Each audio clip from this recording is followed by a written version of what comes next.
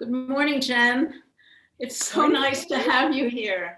I'm Judith Shaw, and I've written a fiction book called Catching a Memory. And Jen Sincero, the incredible author of all the badass books, has volunteered to spend this time with me, ask me some questions, and help me actually get clearer about my book. And I just want you to know that Jen has been a remarkable writer. She has probably millions and millions of fans around the world having bought her book. And I want to quote from her book to begin this. If you want to live a life you've never lived, you have to do things you've never done. And that's a remarkable thing for a young lady because she was much younger when she first wrote this book. And it changes lives. My book of fiction, may not change lives, but what it'll do, I believe, will give you a glimpse into other lives. And that's what I wanted to do with my stories. So at this moment, I'm going to leave the rest of this interview under the direction of Jen. And if you haven't seen her book, though, You Are a Badass, that was the first one. And there's a collection of badass books, like 4 of them. And Jen has something important to say. Well, thank you so much, Judith. And thank you so much for inviting me to do this. This is such a treat. And I mean, the cover alone, I'm going to make a huge wall mural of the cover of this book.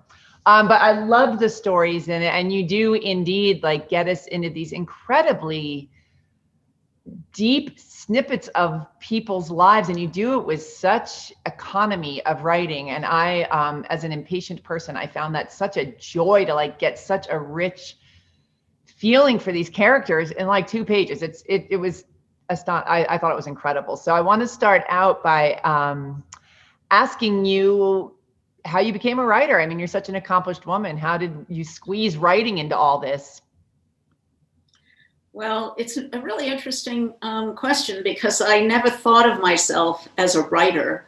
I wrote 2 nonfiction books, as you know, and I was interested in the health of children and the health of, well, people around the world. So I wrote these 2 books and thought of myself as a nonfiction writer, got all the facts, spoke to a lot of people who sometimes were very difficult to speak to. But I wrote these 2 books and told the truth about what was happening to the diets of not only Americans, but around the world. And then I decided that nonfiction was a very difficult task and didn't use the correct side of my brain.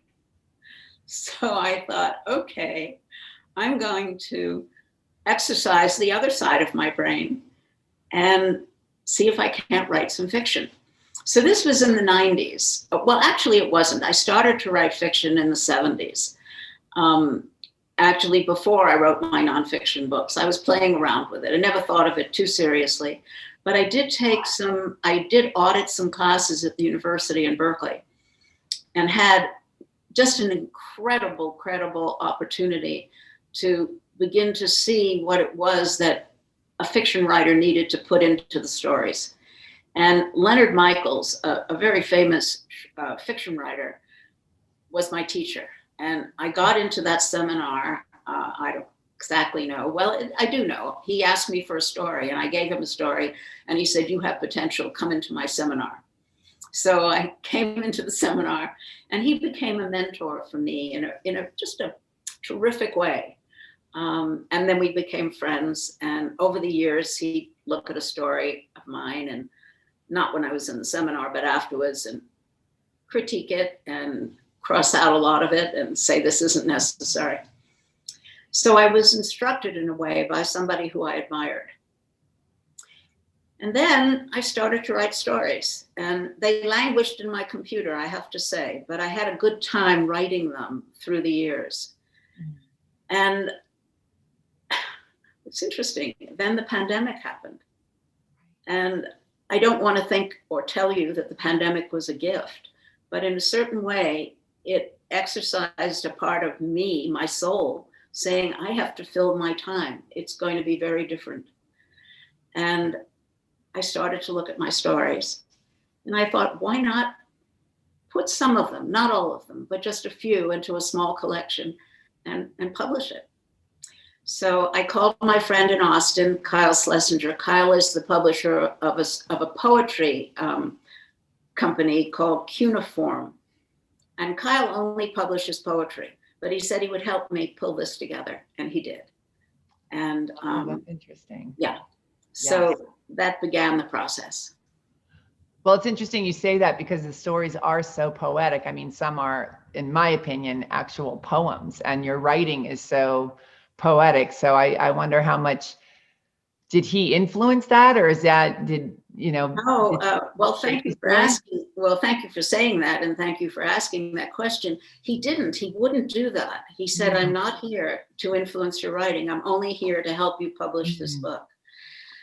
Let me clarify. I do not think of myself as a poet. In no way do I claim that that professional life. Some of the stories in my book look like poetry, but I wrote them as stories, and they have a form that is similar to poetry, but they are not poetry. They're stories. And I want to emphasize that because I do want to declassify myself as a poet. I am not. Okay. All right. But I am a storyteller. You sure are. I just love your stuff. There was something you said. Oh, so are some of the stories in this book from the 70s and 80s? Like how far back do some of the stories in this book go? Yeah. I would say that some of the stories were written, one or two were written in the 70s. I have other stories that were written in the 70s, but I decided this book needed to be short. I had a strong sense that to get a book of short stories required, and this is contrary to, of course, a lot of short story writers, but required just a few stories so that the reader didn't have to delve into the lives of too many people and to be sort of overwhelmed with too much, as I felt sometimes reading volumes of stories. So I decided to do very few. Yes, there are some stories I wrote in the 70s while I was in school with Leonard. And most of the stories, I would say, were written in the 90s after I decided not to write any more nonfiction. Interesting. And then, of course, some are very current. I would say in the last, well, I guess 5 or 10 years, that's current for me. Yeah. And so one of the things I noticed in the book is that you approach all the stories from so many different point of views, which was so fun to enter them from first person, third person. Some were letters back and forth to people. Some were poetic. How did you decide what method to use for each story? Well, I think during the time that I was writing, occasionally some of the stories had that form. And then when I started to put the book together, I thought, why not leave that and have this be a multifariousness for people, so that there were different opportunities to see a first person, third person, descriptive. And I just thought it was more interesting. So I went ahead and did it. Kyle said, Judith, this is your book. Do it however you'd like. I'm just helping you put it into print. But not only that, I want to say that the cover photograph that you love so much is from Kyle's files. And he had that photograph in his files, and it happens to be a place that I walk frequently near where I live.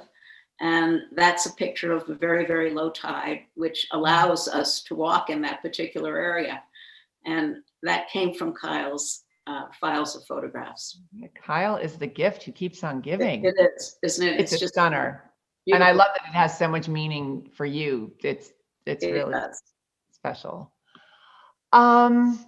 So you mentioned that you wrote it during the pandemic, and there was sort of this silver lining of the pandemic that it gave you the Well, I time. didn't write it during the Right. pandemic. We You put worked together, on we it put during it the together. pandemic, right? Yeah.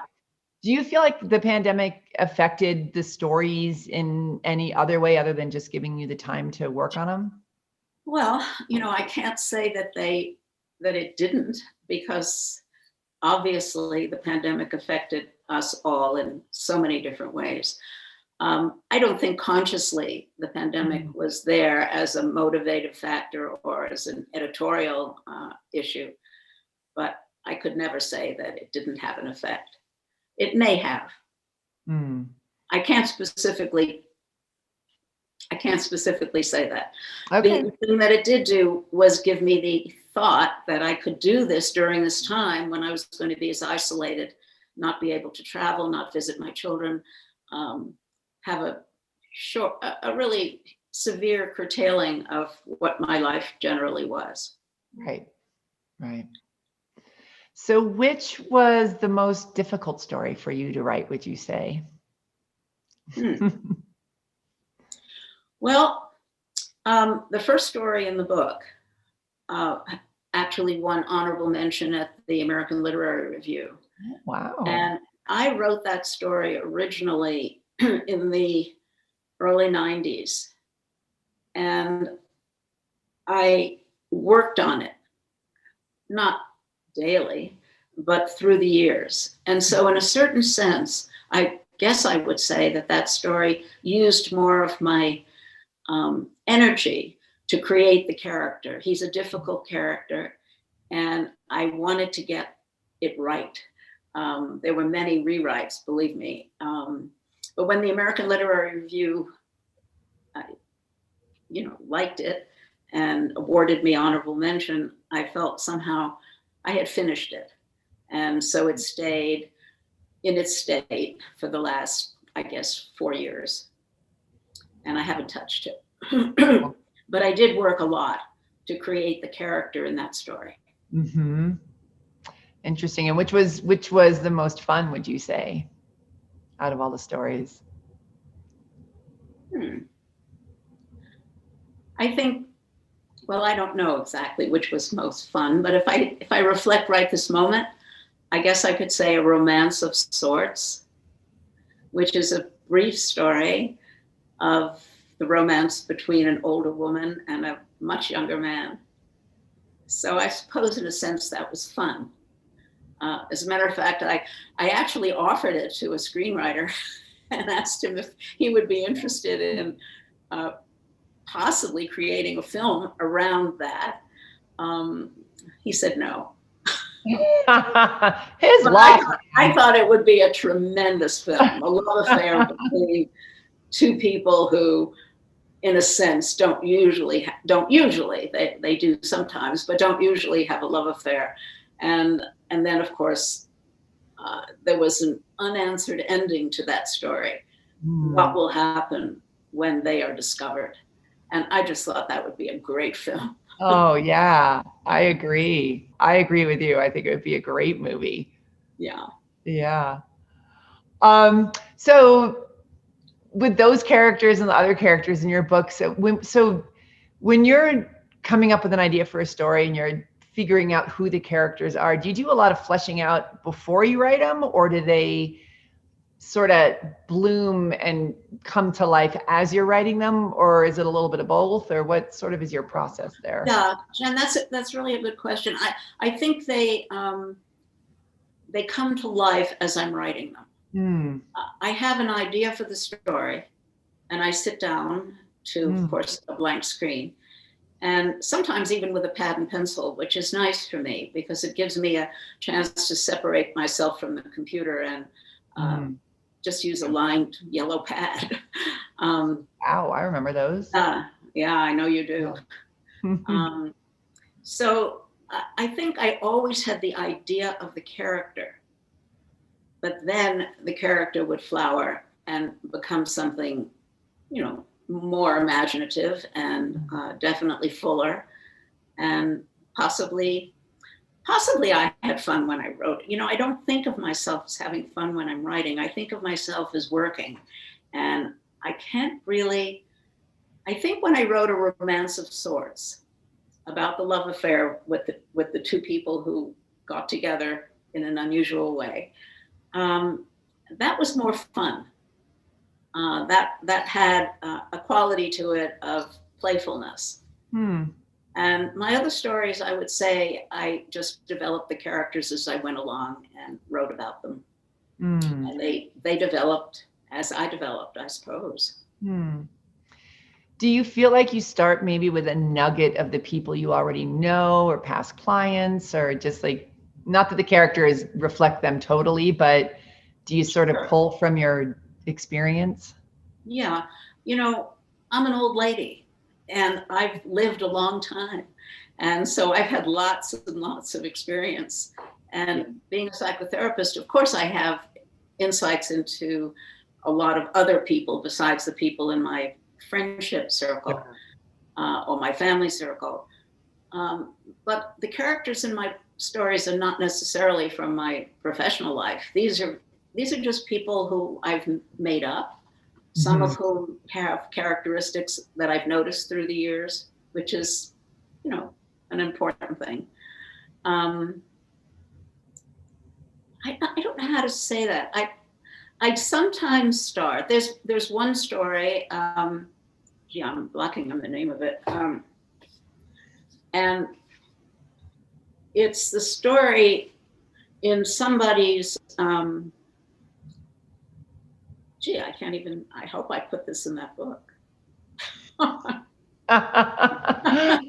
That's really interesting. I can't really see it here. No, I know I have it in here. Anyway, it's the story that takes place in this wonderful Victorian house. And the kitchen is a focus in this story. It's in there, right? You read that. And the kitchen became a very important part of the story to me. And the development of the Victorian house became an important part of the story. And I felt it illustrated who the people were. And it illustrated a love life of having to go through the turmoil of the renovations of a house to make it into something usable and livable. I didn't know the people who did that, but I knew the Victorian house that I wanted to write about.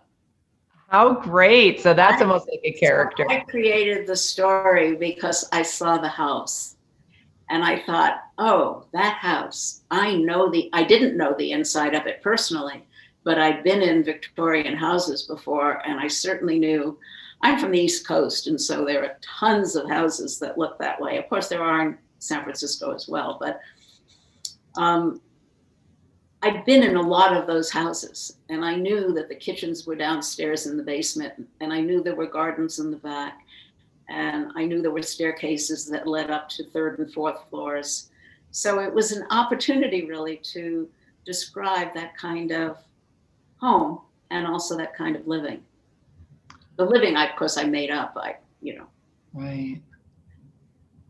I love that, starting a story because of the house. That is such a great way to enter into lives of humans and just how they live, and almost treating the house like another character.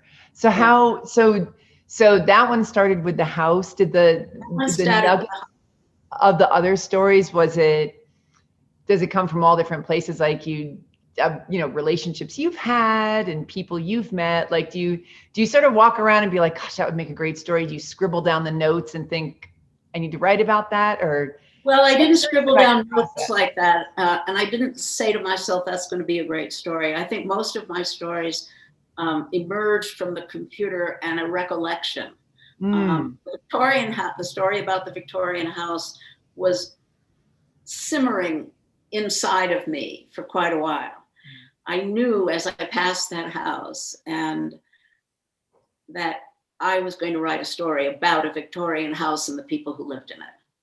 And so this is all fiction. Oh, I wanted to read just something that I quoted in here from Wendell Berry, because I wanted to make sure that everybody knew that this book was fiction, even though some of it is written in the first person. As Wendell Berry said, writing about one of his own books, this is a book of fiction. Nothing in it has not been imagined, unquote. And I thought that was really important that I quote him because he's one of my angels. And then I have a caveat that I wrote. In life, one hears friends, relatives, colleagues, lovers speak or write words that lurk forevermore in one lobe or another of the cerebral cortex. But we have forgotten who said what. Perhaps a phrase, a thought, or even just a word in this collection has come forth from where it naps. I love that. And so I have to be forgiven by the people who will pick up this book and see a word or recognize an aspect of themselves. But for the most part, that's not what this book has in it, and nor was that in my attention, right. Never. Oh, I love putting that in there. Yeah, because we do. We're all we take stuff from all of our experiences. From all over, right. And that's just what we do. Yeah. Well, sort of going along those lines, as you said, you're a psychotherapist, and I just was so blown away by how beautifully you articulated the nuances of the human psyche. And I was just wondering how much of course your work affects your writing, it affects everything, but just sort of, did you call on your psychotherapist mind as you were being the fiction writer mind to sort of help you stick in these characters? I really didn't, Jen. Not consciously anyway. I don't isolate myself as a psychotherapist, actually. I think of myself more as, my husband died, but I think of myself as a wife, as a mother, as a writer, as a concerned person about the safety of the rest of the world. And while I don't have as much, obviously, influence in creating safety for the rest of the world, I did that with my 2 books, I thought, creating safety for the children of this country and other countries. The book was translated into other languages. But I don't think that there's nothing in no story has an actual representation of anybody that I ever saw in psychotherapy. But how can someone who's a psychotherapist and also living a life with a lot of people and children and not use something from those lives? So I don't want to, I'm not apologizing, but of course there are instances. And I would imagine in your books, you had to look around and see the people who weren't achieving what they wanted to achieve in life. And so you knew that you had something, because of those people and because of what you knew about them, that you had something to, to say about how to do that. You had quite a lot to say.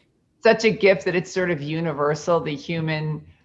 Humans aren't that creative when they around their neuroses and their thought processes and the way they deal with things. So it's nice, so characters can be very relatable because we're all very similar in some way. Yeah. So do you want to read anything from your book? With that, I know I'm sort of springing this on you because we didn't talk about this, but it's so beautiful. I wonder if you just want to read a page or something. Well, okay. Sometimes when I go to book readings and or listen to them and the author's reading, usually the first 2 or 3 lines sound interesting, and then I sort of get lost and I wonder why that person is reading, and they're on to the 2nd page and the 3rd page and the 4th page. And I don't want to, I am critical, but so I hesitate, but I don't know if there's something brief that you might. How about, you've got some that's, and I'm, if you want to do a shorty, you've got those beautiful little things that you will not call poems, but the, on page 126, you've got. Oh, okay. Terrible is the shorty. I mean, they're all so beautiful. All right. Well, 126. There's one piece in this book that is not mine, and it's a Richard Wilbur poem. Oh, of course I picked the one thing that's not you. Don't read that. All right, I won't read that. Okay, no, because I did know I wrote a response to it, but I don't want to read that. That's too much. Oh, okay. What about 91? It's called Poem, but it's not a poem. Oh, it's not a poem, but I will read it. Sure. Okay. I called it Poem. I submitted it to the American Literary, to the Marin Literary Review, and they loved it. And I called it Poem because, and this is a long time ago, actually. This is 5 or 6 years ago. But they liked it and they published it. Good. So, poem. In the neighborhood lives a man by himself, without a dog or a cat or a hamster. No cared for tree or bush or flower grows from his dirt. Just discarded candy wrappers, cigarette butts, and toothpicks tangled in the dried clods of his landscape. When he walks by on his way somewhere, the fresh blue air turns noisome, sending a signal through the fences and gates on our street that he is passing. What inspired that one? I know you said you wrote it a long time ago. Well, certainly more than 5 years ago, because that's when it was published in the Marin Literary Review. I don't know what inspired it. Again, unless there was a specific character that I knew I could emulate and exaggerate and reproduce, I did. This was, I live in, well, we all do. We live in neighborhoods that are being infiltrated and by people who don't live there. And they live badly. And we're calling them homeless, but some people aren't homeless. Some people are making homes behind a fence and putting up a tent and living like that. And so I'm surrounded, not in the little town that I live in, but when I take a drive and when I walk on different streets, when I visit Berkeley, I see that. And I think that there was that poignancy for me in writing this piece. I don't know what else to say. I certainly didn't know a man who was living particularly like that. Right. But I imagined it. Right. It's beautiful. It's got such force. I imagined the soiled feeling that people have when people who are living so poorly and so differently walk by, or they walk by them. Yeah. We're living in that kind of a world now.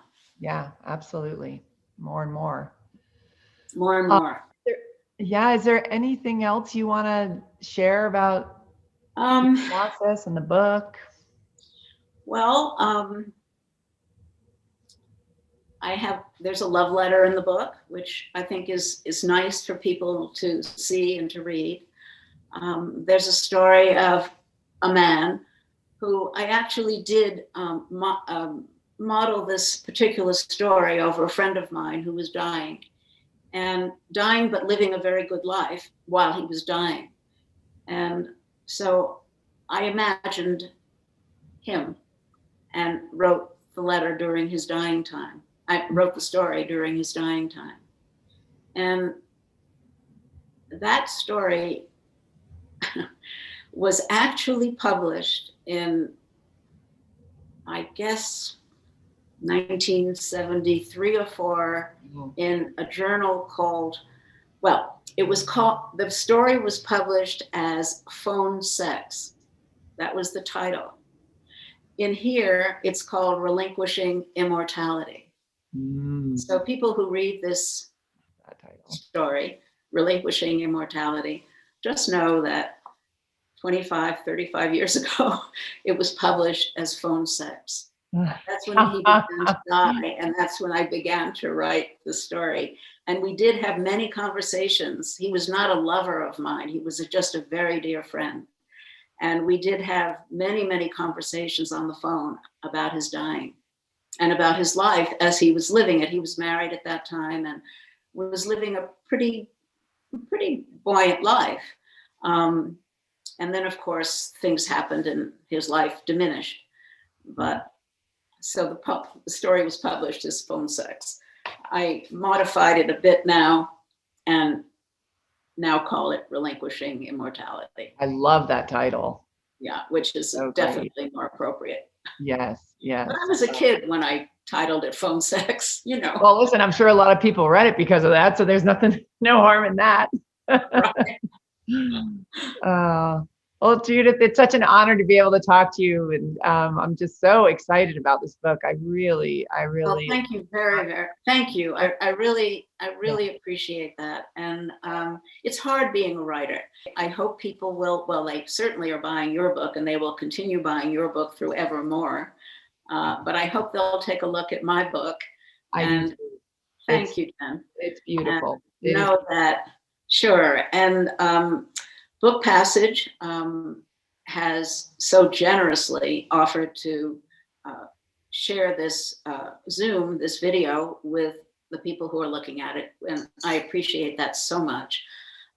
So let me just say one thing in closing in relation to Book Passage.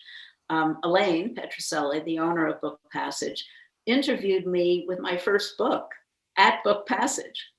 I know, it was so long ago, 1995.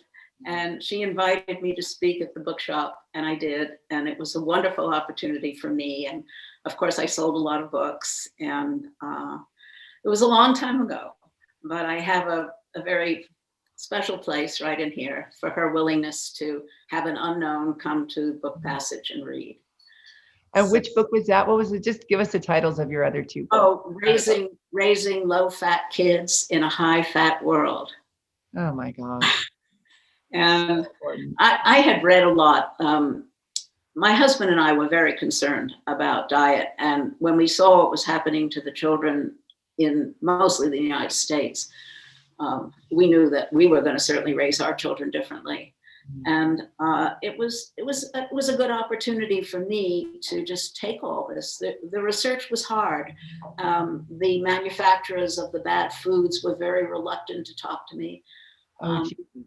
I had to go to all the medical journals and creep down to the bottom of the medical journal. Even medical people were not advocating restricting diets for children. So that's where this book came from. And so Bob and I were very adamant about that. And even in our practices, our psychiatric and psychological practices, we urged people who brought their families to not take the book necessarily, because the book sometimes, even before that, hadn't been written, but to just modify what they were doing in terms of feeding their families. Wow. The scourge is terrible, and now we see it, of course. Now we see all the overweight people and the illnesses that have perpetuated themselves through our society, and it's just not good. But anyway, that's not what this is about. That's what that book was about. Yeah. So Jen, thank you. Thank you very much for doing this. I so appreciate it. I know you're very busy, and well, we're all very busy, but I know that you took a special amount of time to read the book and be here and do this. Wow, and it was a pleasure. Thank you. And I've known you almost my whole life, so. I know. Well, maybe we should tell people that. You were my next door neighbor when I was 5. Yes, Jen and my daughter Sarah were playmates back on the Hudson River a long time ago, and that's where they met. Their friendship has continued, and in that way, my friendship has continued. And this is a gift that Jen has offered. So it's true. Well, thank you for listening, and it's great to have this opportunity. And thank you, Elaine, for putting this out to the world.